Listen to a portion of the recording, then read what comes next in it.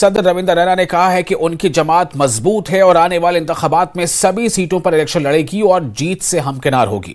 हल्का इंतखाब डीएचपुरा में पार्टी का वर्कर्स कन्वेंशन मुनक्किद हुआ। रविंद्र रैना ने वर्करों से खिताब किया। उन्होंने कहा कि बीजेपी ने आवाम की फलाह बहबूद के लिए काम किया है और लोग उनके साथ हैं।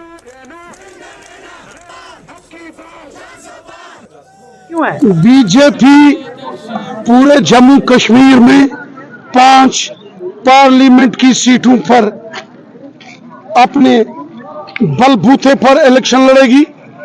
इस समय जम्मू हो, उधमपुर हो, अनंतनाग राजौरी है, श्रीनगर है या बारामूला है, गांव गांव शहर शहर में सिर्फ आपको बीजेपी नजर आएगी और लोगों के दिल में जो हमारी हुकूमत ने गरीबों की खिदमत की है, गरीबों को मुफ्त राशन, गरीबों को मकान, गरीबों को गोल्डन कार्ड, हर शख्स को गोल्डन कार्ड, लाडली बेटी,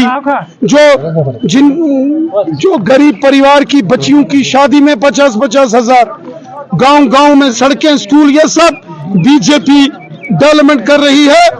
और आज यहाँ कुलगाम डिस्ट्रिक्ट के नूराबाद, तमाल, हाजीपुरा में एक जन सैलाब, एक जन समुंदर यहाँ लोगों का उमड़ के आया, नौजवानों का।